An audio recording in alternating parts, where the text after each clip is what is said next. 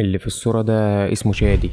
قصته واحدة من القصص اللي تفاصيلها صعبة جدا، وكل ما رجال الأمن كانوا يوصلوا الحل يلاقوا نفسهم بيرجعوا لنقطة الصفر من تاني.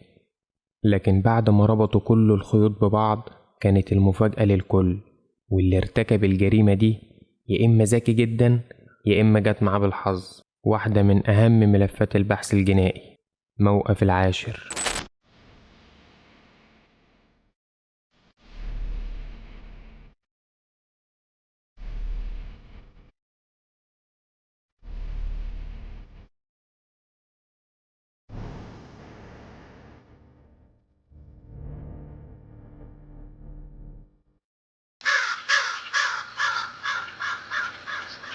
2017 في منطقة العبور. شادي شاب في العشرينات عايش وسط بيت عيلة، والعيلة كلها شغالة في التجارة الحرة. الناس مرتاحين ماديا وسمعتهم في المنطقة كويسة جدا، والتجارة بتاعتهم عندهم مجموعة من محلات قطع الغيار بتاعة العربيات. وكان شادي هو المسؤول عن الفرع الرئيسي اللي موجود في منطقة العبور. وشادي كان شاب محترم جدا ومحبوب من كل الناس. مشكلته الوحيدة هي علاقاته النسائية، بس المشكلة دي تقريبا عند كل الشباب اللي في سنه. عنده اهتمام بنفسه ومبسوط بنفسه حبتين، ووالده كان معتمد عليه جدا. واخوه الصغير اللي اسمه فهد كان شايف ان شادي ده مثله الاعلى. حتى اصحاب اخوه كانوا شايفين ان شادي ده هو المثل الاعلى بتاعهم. وطبيعة اليوم عند شادي ثابتة، بينزل كل يوم الساعة 9 الصبح وبيرجع على البيت الساعة 8 بعد المغرب. ونادرا لما كان ينزل يخرج شوية إلا في أيام الأجازات المعروفة. ووالد ووالدة شادي بالصدفة في السنة دي اللي هي 2017 ربنا كتب لهم الحج. وطبعا دي كانت أحلى حاجة في حياتهم حصلت في السنة دي، فعلا يخلصوا كل أوراق الحج. ووالده يسافر وهو معتمد بشكل أساسي على شادي في إنه يتابع الشغل بتاعهم. وبعد ما يسافروا بيومين بالظبط شادي ينزل على الشغل بتاعه عادي الساعة 9 الصبح، ويروح على المحل ويقعد يقضي اليوم عادي، والساعة 7 بالليل يمشي من المحل بتاعه ويسيب العمال اللي هناك هم اللي يقفلوا المحل زي ما هم متعودين. ويعدي أكتر من ساعتين والطبيعي إن شادي يكون وصل البيت، بس فهد أخوه عمال يتصل بيه وشادي تليفونه مقفول على طول. ودي حاجة طبعا غريبة وعمرها ما حصلت قبل كده. فلما كلم المحل عرف من العمال إنه اتحرك من المكان الساعة 7، بس ما يعرفوش هو راح على فين. ولما تيجي الساعة 9:30 بالليل عم شادي اللي ساكن في العبور وساكن برضه قريب منهم يلاقي رقم غريب بيتصل عليه. فلما يرد يلاقي راجل بيقوله إنهم خطفوا شادي وعايزين فدية 1,000,000 جنيه، يا إما مش هيشوفوا شادي تاني. عم شادي طبعا بيتخض من المكالمة دي وبيطلب من الناس إن هو يتكلم مع شادي بنفسه علشان يتأكد. بس المفاجأة إنه سمع صوت شادي فعلا، وكان باين على صوت التوتر جدا. وطلب من عمه إنهم يحضروا المبلغ ده ضروري لأنه واضح إنهم هيعملوا فيه حاجة.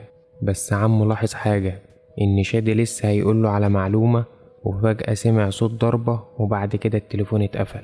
فعمه حاول يتصل بالرقم ده كتير جدا بس طبعا على طول مقفول. ينزل بسرعة عم شادي من البيت بتاعه ويطلع على البيت بتاع شادي ويلاقي فهد أخوه، فياخده ويطلع على اسم الشرطة علشان يعملوا بلاغ باللي حصل.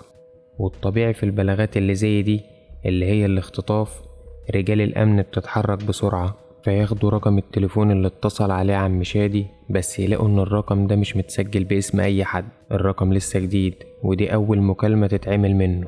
بس اول حاجة تلفت انتباه رجال الامن، ليه اللي خطفوا شادي اتصلوا بعمه؟ ليه محدش اتصل بوالده ووالدته؟ ولما عرفوا من عمه ومن اخوه ان هما الاتنين مسافرين للحج، هنا يجي رجال الامن شك في حاجتين، يا اما اللي خطف شادي يعرفهم كويس وعارف ان والده ووالدته مسافرين للحج، او ان شادي هو اللي قال لهم اتصلوا على عمي. بس هي فعلا حاجة غريبة. وبتبدأ التحريات الأمنية على طول على شادي وعلى والد شادي، واللي توصلوا ليه ان علاقتهم بكل الناس كويسة جدا وما عندهمش اي عداوات مع اي شخص. وبعد فحص سجل المكالمات من رقم تليفون شادي مع شركة الاتصالات بيلاقوا ان في رقم مش متسجل على التليفون، بس الرقم ده شادي بيكلمه اكتر من مرة، وان الرقم ده هو اخر رقم شادي اتصل عليه. والغريب ان الرقم ده برضه على طول مقفول.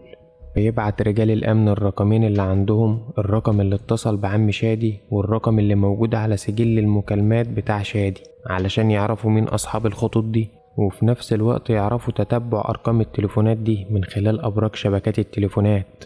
والعمال اللي شغالين في المحل عند شادي قالوا إن اليوم ده ما كانش فيه أي حاجة غريبة، بس يلاحظوا إن شادي بيكلم واحدة ست قبل ما يتحرك من المحل بتاعه، وكان واضح من طريقته في الكلام إنه رايح يقابل الست دي. صحيح محدش عنده معلومة واضحة أو أكيدة، بس العمال من كتر معاشرتهم لشادي كانوا متأكدين إن هو هيعمل كده. ويمر يومين كاملين ومفيش أي جديد، ولا الناس اللي خطفوا شادي اتصلوا مرة تانية، ولا أي حد فيهم ظهر.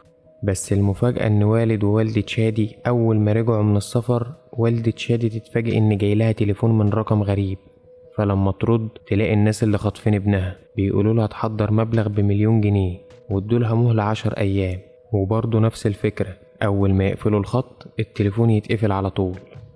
لحد اللحظة دي هي جريمة اختطاف ومساومة، بس للأسف مفيش أي معلومات تانية. بس اللي باين قوي إن اللي خطف شادي يعرفه كويس ويعرف عيلته، وعارف يكلم مين امتى ويكلمه ازاي. التحريات الأمنية بتقول إن شادي اتحرك من المحل بتاعه الساعة 7 بالليل، وإشارات أبراج الاتصالات بتقول إنه راح اتجاه موقف المواصلات العامة المعروف بموقف العاشر. وفي بعض شهود الأعيان لما شافوا صورته قالوا إنهم شافوا الشاب ده من كام يوم في الموقف. الغريب إن شادي معاه عربية، ليه يروح موقف بتاع مواصلات عامة وكان رايح هناك يعمل ايه؟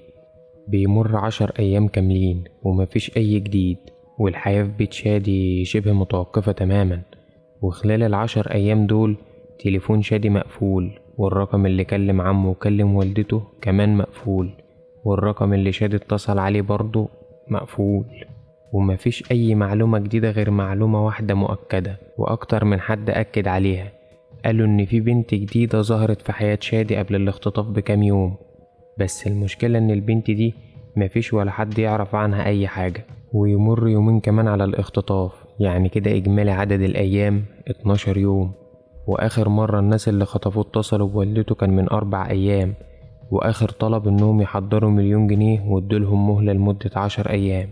بس توصل معلومة غريبة جدا، معلومة من الأهالي في منطقة مصر القديمة، وتحديدا بالقرب من المنيل، يلاقوا جثة محطوطة في كيس بلاستيك، والجثة دي واضح إنها مشوهة تماما. فيبلغوا رجال الأمن اللي توصل بسرعة على عنوان البلاغ، ويتم انتشال الجثة. والوضع الظاهري بيقول إنها جثة لشاب في العشرينات، بس واضح إنها مشوهة بالكامل. فيتم فحص كل بلاغات التغيب، وتقريبا مواصفات الشاب ده تطابق مع مواصفات شادي اللي تم عمل بلاغ باختطافه في منطقة العبور. فيتم استدعاء أهل شادي علشان يتعرفوا على الجثة، بس الحقيقة كان صعب جدا حد يتعرف عليها. بس لما شافوا الملابس اللي كانت على الجثة جالهم إحساس إن دي جثة شادي، بس ولا كانوا عايزين يصدقوا ولا عايزين يتخيلوا إن شادي حصل في كده. وبعد ما يتم عرض الجثة على الطب الشرعي يتأكدوا بعد ما عملوا تحليل الDNA إن الجثة دي بتاعت شادي، وطبعا كانت صدمة كبيرة جدا. الطب الشرعي أثبت كمان إن الوفاة كانت بسبب الخنق، يعني بعد ما اتخنق اترمى في مية النيل. بس كمان لقوا إن إيده ورجله كانوا مربوطين، وإن في آثار حبل قوية جدا مربوطة في رجله، وواضح إن كان في حجر مربوط في الحبل ده. فباين كده إن اللي رماه في النيل كان عايزه يفضل موجود في القاع. والمعلومة المهمة جدا إن الوفاة مر عليها أكتر من أسبوعين، وده معناه إنه تم قتل شادي بعد الاختطاف على طول. وده برضو معناه إن كل المكالمات اللي كان الخاطفين بيتصلوا بأهله أصلا كان شادي وقتها مقتول.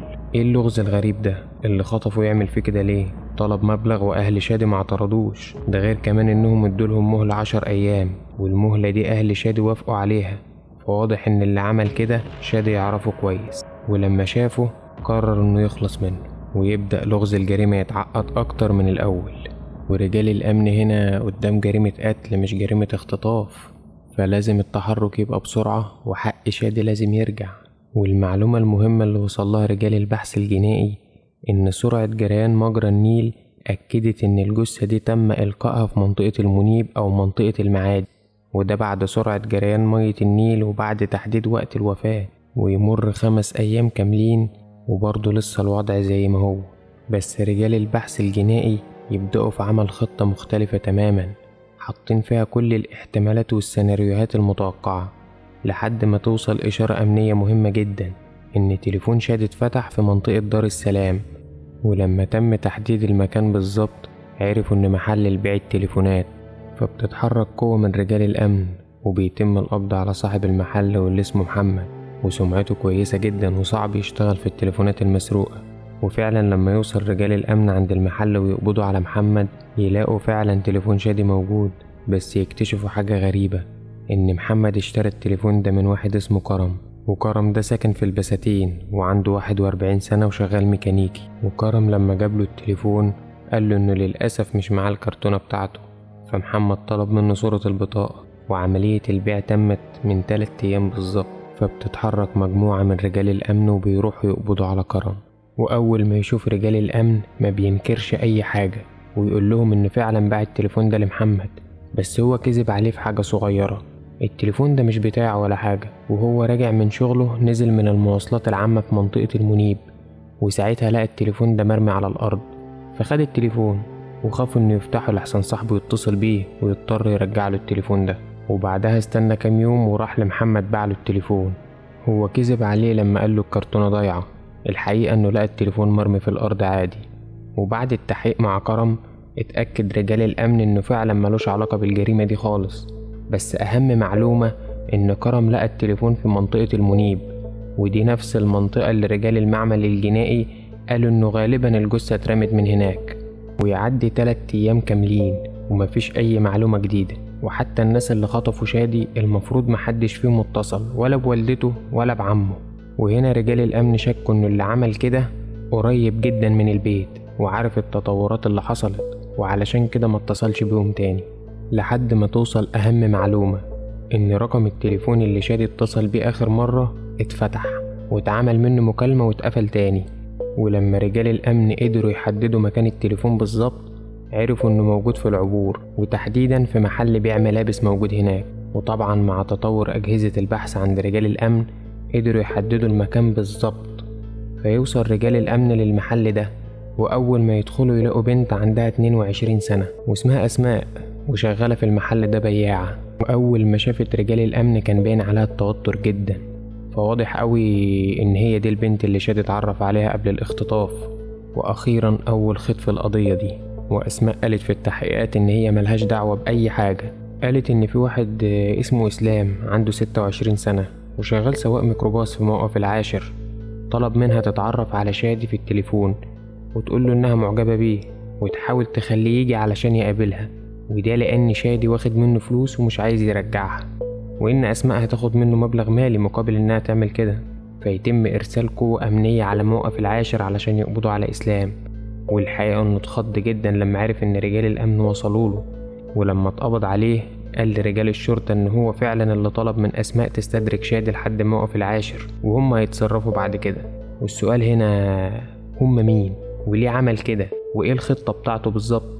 وأول مفاجأة إن صاحب الخطة نفسها وصاحب الفكرة الأساسية هو محمود، عنده 17 سنة وأقرب صديق لفهد أخو شادي. وده مش بس أقرب صديق ليه، ده كان شبه عايش في البيت بتاعهم وعارف كل حاجة عنهم. محمود وهو قاعد مع إسلام قال له إنه عيلة شادي ناس غنية جدا ومعاهم فلوس، ولو خطفوا حد من العيلة دي وطلبوا فدية هيدفعوا على طول. بس المشكلة إنهم عارفين محمود، فلازم حد ينفذ الخطة دي بعيد عنه ويكون هو بره الصورة تماما. وهنا إسلام يحط الخطة، فيطلب من أسماء إنها تتعرف على شادي بأي طريقة، وإنها بعد كام يوم تخلي العلاقة معاه تبقى قوية جدا، وبعدها تطلب منه إنه ينزل علشان يقابلها. وفعلا أسماء تعمل كده، وبعد كام يوم تطلب إنها تشوف شادي وإنه يجيلها على موقف العاشر ويركب معاها ويروحوا مع بعض على مكان خاص بيها يعني. ووقتها إسلام جاب ناس تركب الميكروباص معاه علشان الموضوع يبان طبيعي. فكان معاهم واحد اسمه أحمد عنده 25 سنة وشغال فني، ومحمود صاحب فهد أخو شادي هيركب ورا بس هيخبي وشه، وأسماء تقعد قدام. وفعلا الساعة تيجي 7:30 ويوصل شادي على موقف العاشر ويكلم أسماء وتقوله إنه يجيلها على الميكروباص اللي واقف بعيد شوية وهي مستنياه هناك. فيركب والميكروباص يقفل الباب ويتحرك، وبعد شوية واحد واقف في الشارع يشاور لهم وكأنه هيركب معاهم، بس الحقيقة إن الواحد ده كان هو إسلام. أول ما دخل عمل نفسه بيدور على فلوس علشان يدفع الأجرة، وأول ما عمل كده عرف يسيطر على شادي ويكتفه ويقعد يضرب فيه علشان شادي بدأ يطلع صوت، وساعتها ربطوا ايده ورجله علشان ما يتحركش تماما. وقفوا بعد شوية ونزلوا أسماء خالص وقالوا لها إن هم هيتصرفوا. وبعد ساعة وهم عمالين يضربوا في شادي علشان ما يقولش أي حاجة، ساعتها بيطلبوا منه إنه يتصل على عمه علشان يطلب منه الفدية، بس شادي ما كانش قادر يتكلم.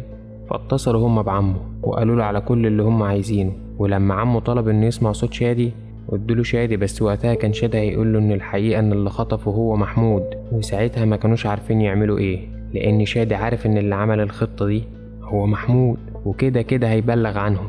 فيقرر محمود وإسلام وقتها إن هما لازم يقتلوا شادي ويخلصوا منه.